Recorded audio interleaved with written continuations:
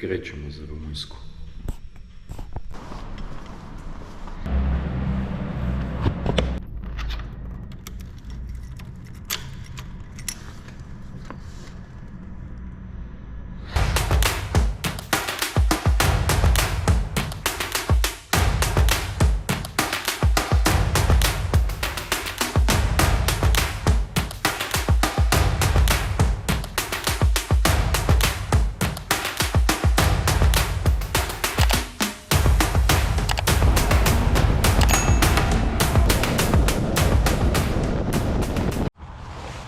Nisam daleko odmakao, već je počela padati kiša.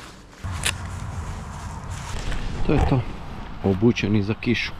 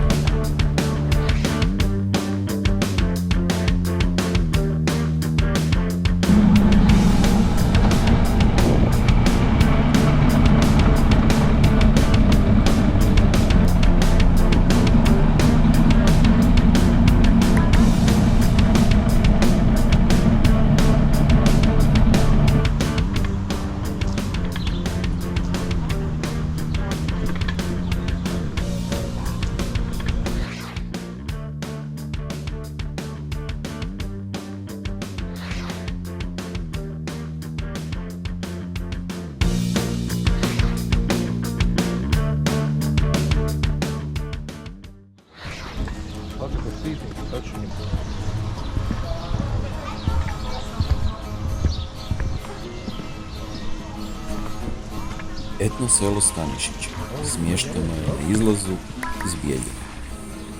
Vraćavi sjetitelji prošlosti pružajući uvid u život predaka kroz autentične kuće i objekte iz kraja 19. i početka 20. stoljeća. Osnovano 2003. godine, selo je rezultat istraživanja Borisa Stanišića, koji je putovao po srpskim selima kako bi prikupio stare kuće i predmete. Selo se sastoji od dvije cjeline, svjetovne i duhovne.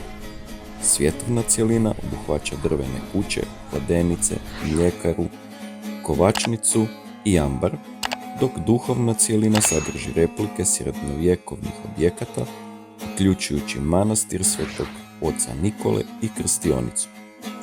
Selo je smješteno uz jezera i potoke, a voda koja teče kroz njega simbolizira izvor života. Etno selo također nudi moderne smještajne kapacitete, suvenirnicu s proizvodima domaće radinosti te kameni amfiteatar za kulturne događaje.